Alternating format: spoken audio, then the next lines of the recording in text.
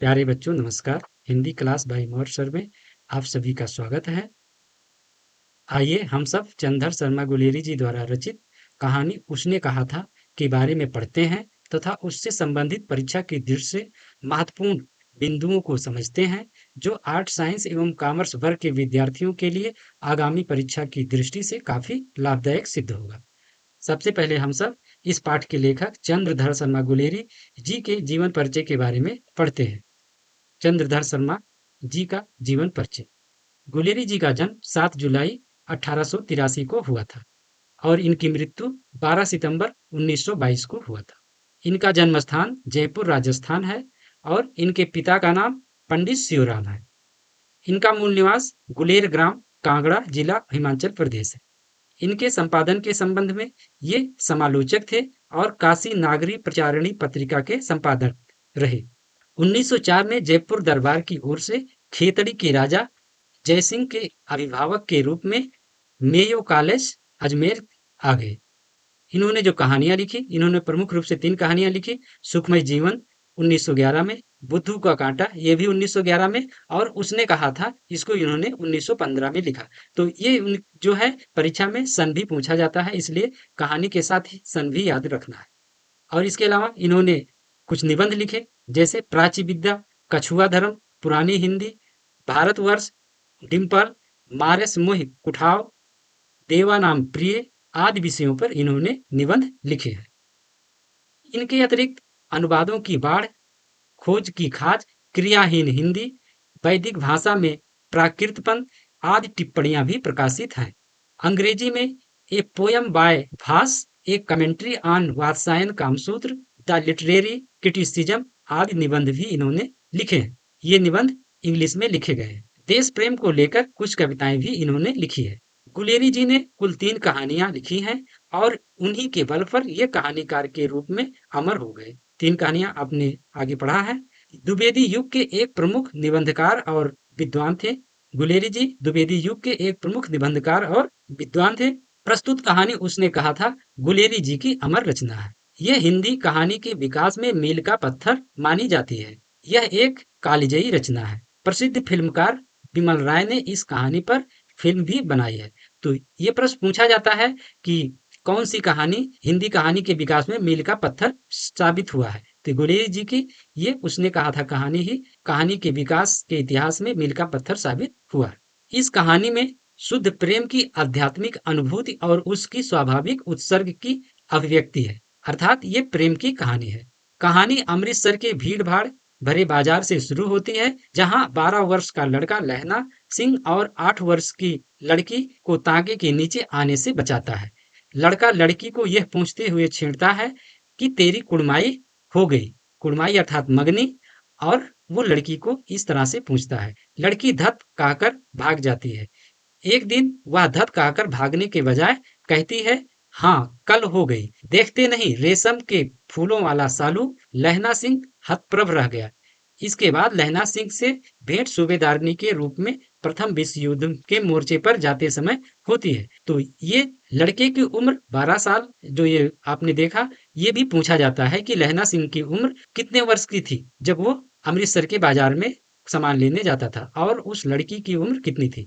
तो लहना सिंह की और उस लड़की की अर्थात लड़के का और लड़की की उम्र भी पूछा जाता है। तो इसको भी याद रखना है। अब आइए उसने कहा था कहानी के बारे में जानते हैं कि इस कहानी के प्रमुख प्रमुख बिंदु कौन से हैं और इस कहानी में है क्या। उसने कहा था कहानी चंद्रा शर्मा गुलेरी जी द्वारा 5 भागों में लिखी गई है। तो कितने भागों में लिखी गई है? 5 भागों में। ये पूछा भी जाता है कि गुलेरी जी द्वारा रचित कहानी उसने कहा था कितने भागों में लिखी गई है। इस कहानी के पहले अध्याय में गुलेरी जी लिखते हैं कि अमृतसर की तंग चक्करदार गलियों में तांगे वालों के बीच से होकर एक लड़का और एक लड़की चौक की एक दुकान पर आ मिले, अर्थात एक लड़का एक लड़की चक्करदार गलियों से होते हुए तांगे वालों के बीच से आकर के एक चौक की दुकान पर मिलते हैं। दोनों अपने अपने मामा के यहाँ आए हुए हैं।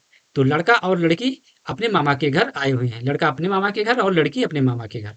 लड़का अपने मामा के केस धोने के लिए दही लेने आया है। तो लड़का क्या लेने आया है?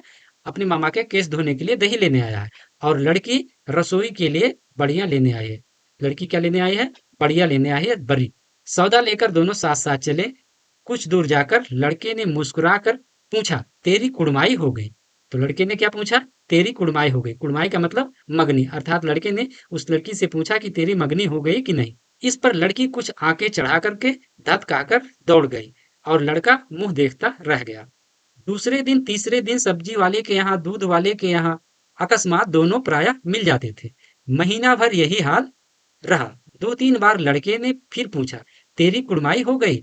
और उत्तर में वही धत मिला। एक दिन जब फिर लड़के ने वैसे ही हंसी में चिढ़ाने के लिए पूछा, तब लड़की ने लड़के की संभावना के विरुद्ध बोली, हाँ हो गई। कब? कल देखते नहीं ये रेशम से कढ़ा हुआ सालू। तो लड़की ने लड़के से कहा, जब लड़के ने पूछा कि तेरी कुड़माई हो गई, उसने चिढ़ाने के लिए ऐसा कहा। तो एक दिन लड़की ने कहा कि हाँ हो गई। तो उसने पूछा कब? तो उसने कहा कल हो गई। तो यह उसने प्रमाण के रूप में वो साल दिखाया जो फूलों से कढ़ा हुआ था, रेशम के धागों से कढ़ा हुआ था।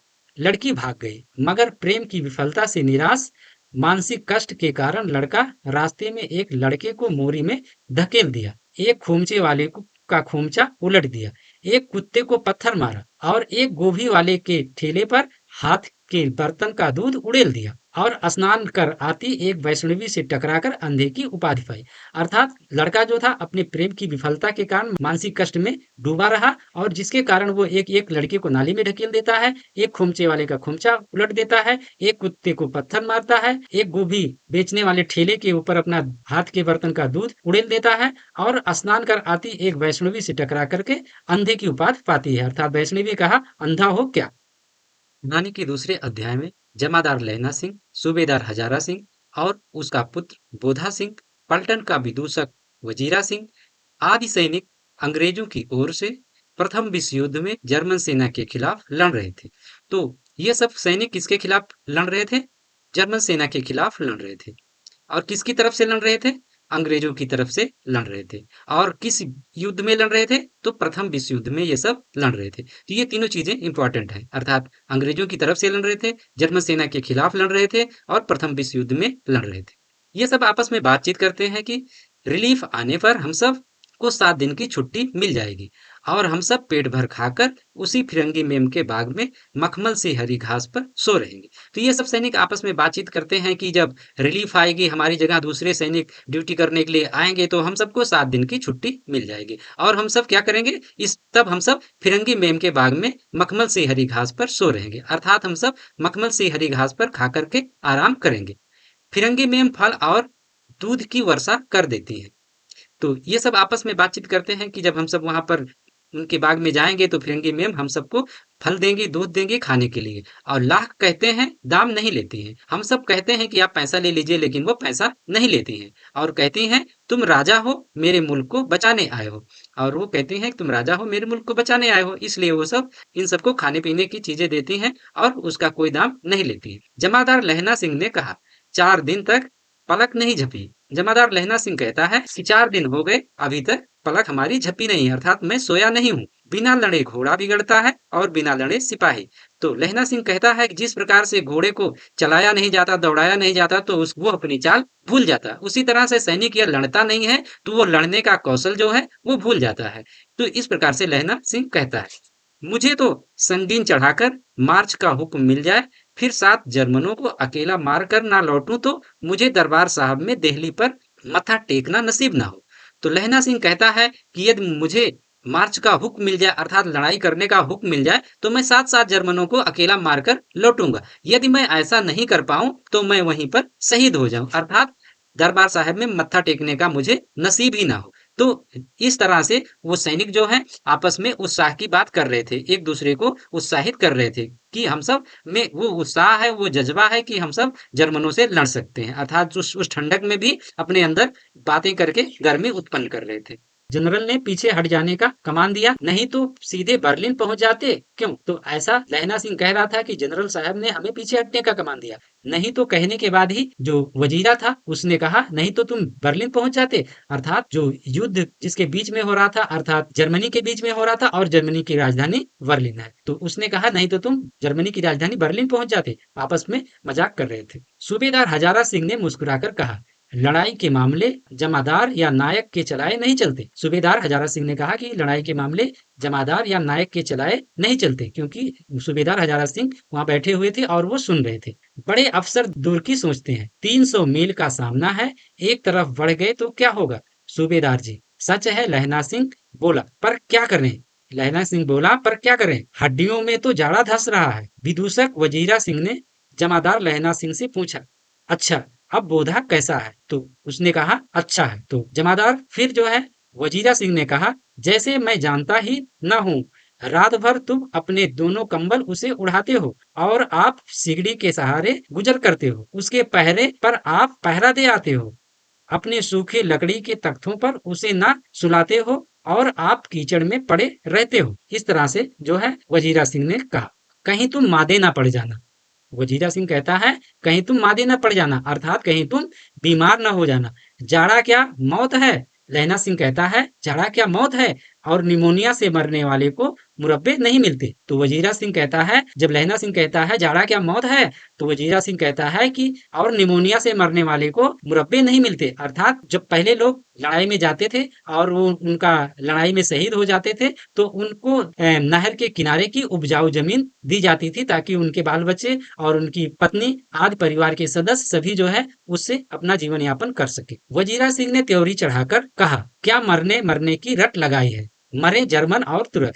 तो वजीरा सिंह ने कहा कि मरने मरने की रट लगाई है, मरे हमारे दुश्मन जर्मन और तुरक। इसके बाद तीसरा अध्याय शुरू होता है।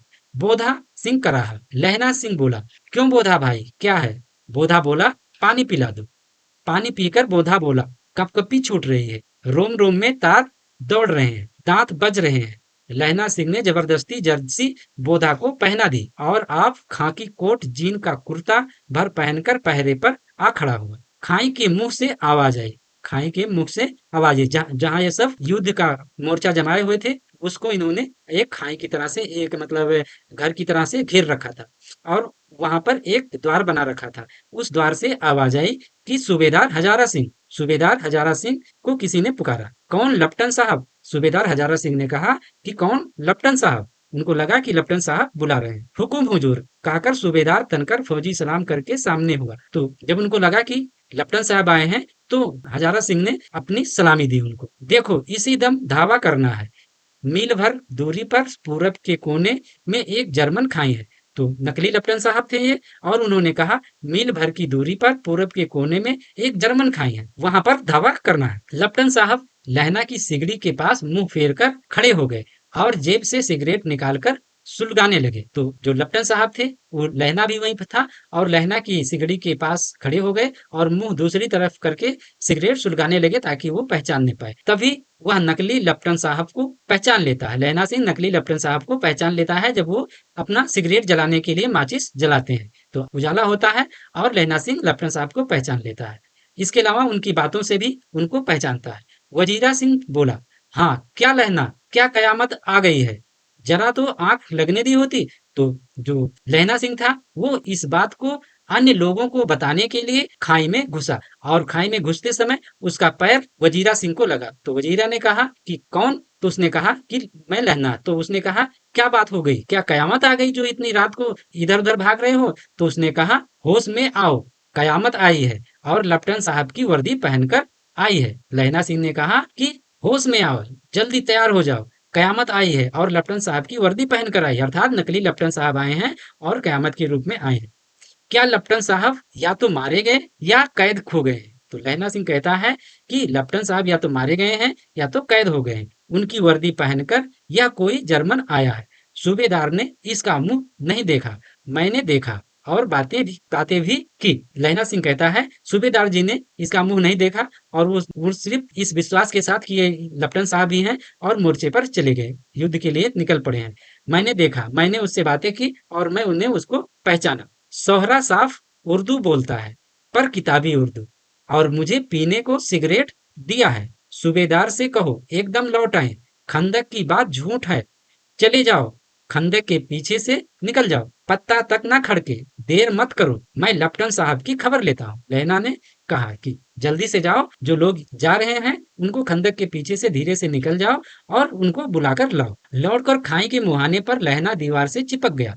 उसने देखा कि लेफ्टिनेंट साहब अपने जेब से बेल के बराबर 3 गोले निकाले, तीनों को जगह जगह खंदक की दीवारों में घुसेड़ दिया। तो ये प्रश्न पूछा जाता है कि लेफ्टिनेंट साहब की जेब से क्या बरामद हुआ। तो बरामद तो ये नहीं हुआ, इसको लेफ्टिनेंट साहब ने स्वयं निकाला है, तो ये लेफ्टिनेंट साहब की जेब से बरामद नहीं हुआ।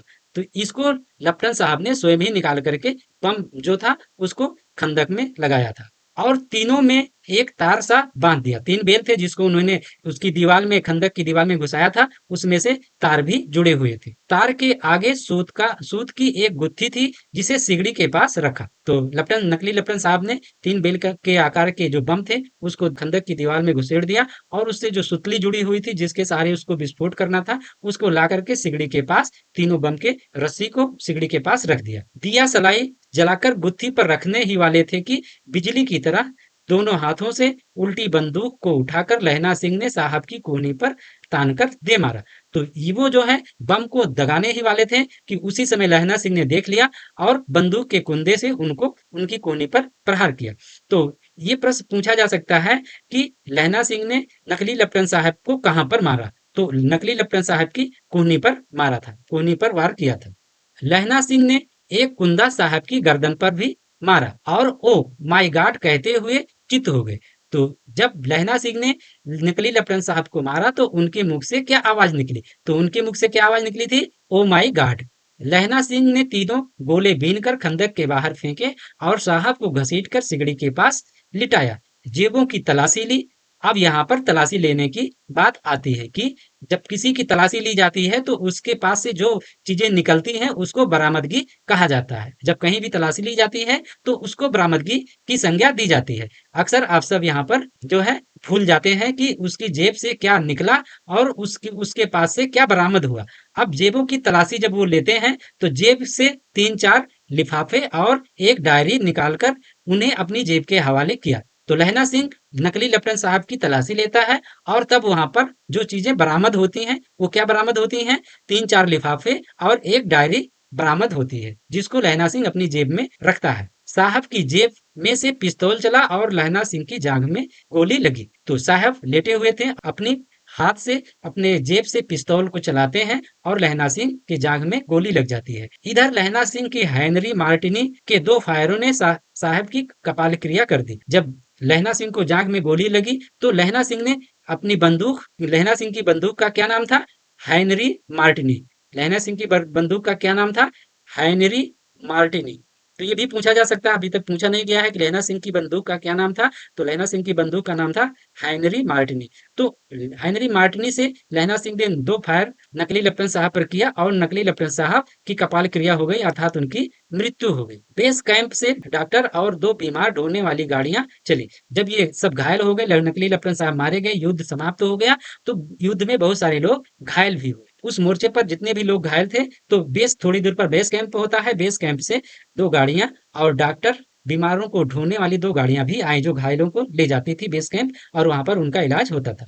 तो वो गाड़ियां चली जो कोई 1.5 घंटे के अंदर आ गई। तो 1.5 घंटे के अंदर बेस कैंप से ढोने वाली 2 गाड़ियां भी आ गई। सूबेदार ने लहना सिंह की जांघ में पट्टी बंधवानी चाहिए। तो क्योंकि लहना घायल था और सूबेदार जी को भी गोली लगी थी, इसलिए सूबेदार जी लहना सिंह को की जांघ में पट्टी बंधवाना चाहते थे ताकि उसका खून बहना बंद हो जाए और उसको ले जाकर के बेस कैंप में उसका इलाज करवाना चाहते थे। तो उन्होंने पट्टी बंधवानी चाहिए हजारा सिंह ने, लेकिन उसने पट्टी बंधवानी, लेकिन उसने मना कर दिया। लहना सिंह ने मना कर दिया कि नहीं, मैं पट्टी की जरूरत नहीं है, मैं ठीक हूँ। लहना को छोड़कर सूबेदार नहीं जाना चाहते थे। लहना सिंह ने सूबेदार जी को भेजा कि आप जाइए और ने कहा, यह देखकर लहना सिंह ने कहा कि तुम्हें बोधा की कसम और सूबेदारनी की सौगंध जो इस गाड़ी में न चले जाओ। तो लहना सिंह ने देखा कि सूबेदार जी उसको छोड़कर नहीं जाना चाहते हैं, तो उसने सूबेदार हजारा सिंह को कसम दी कि तुम्हें बोधा की कसम, अर्थात बोधा उनका लड़का था, और सूबेदारनी की सौगंध, मतलब दोनों सूबेदार, उसके लड़के और उसकी पत्नी की सौगंध दी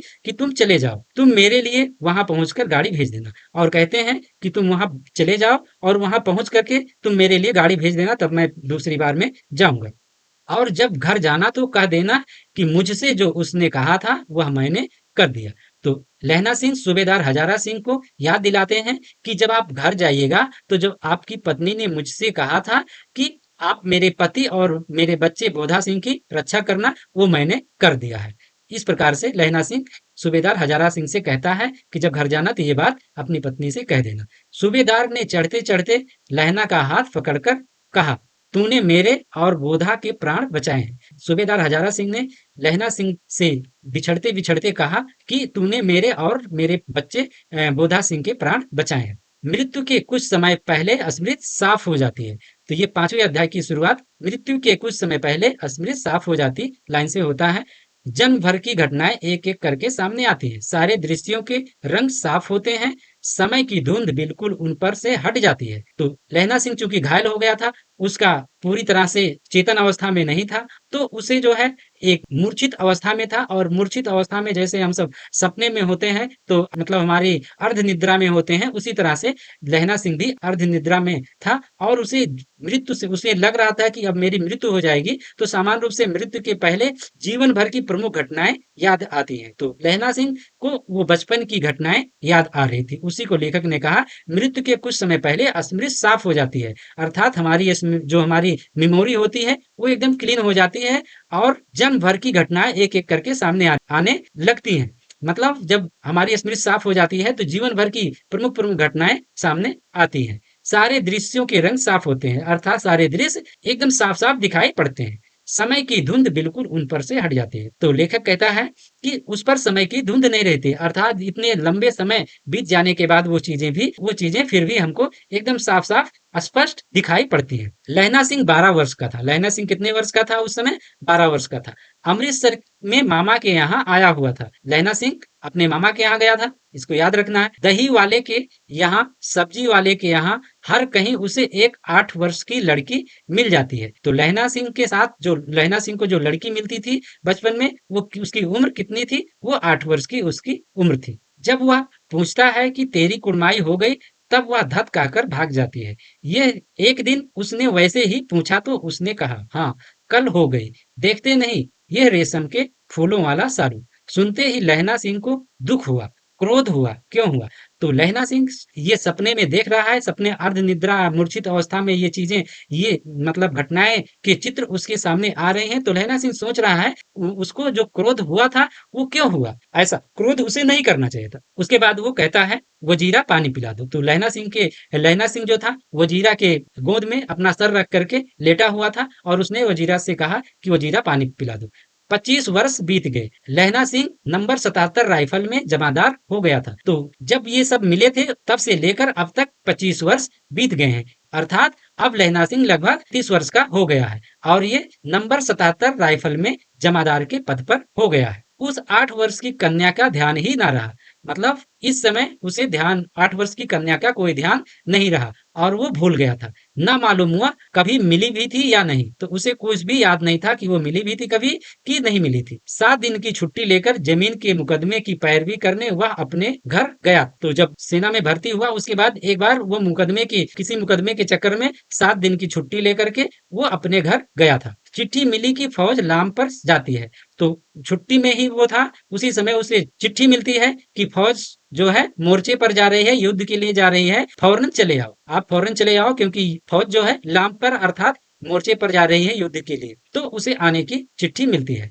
साथ ही सूबेदार हजारा सिंह की चिट्ठी मिली कि हमारे घर होते हुए आना, साथ चलेंगे। तो लहना सिंह का रास्ता सूबेदार हजारा सिंह के घर से होकर जाता था। तो सूबेदार हजारा सिंह ने लहना सिंह को चिट्ठी भेजी कि हमारे घर आना, फिर हम सब साथ में चलेंगे। चलने के समय सूबेदार ने कहा, लहना सूबेदारनी तुमको जानती है, बुलाती है, जा मिला। सूबेदार हजारा सिंह से उनकी पत्नी ने कहा कि मैं इनको जानती हूँ, इनसे बात करनी है। तो उन्होंने कहा कि लहना सिंह से कि सूबेदारनी तुमको जानती है, बुलाती है, जा मिला।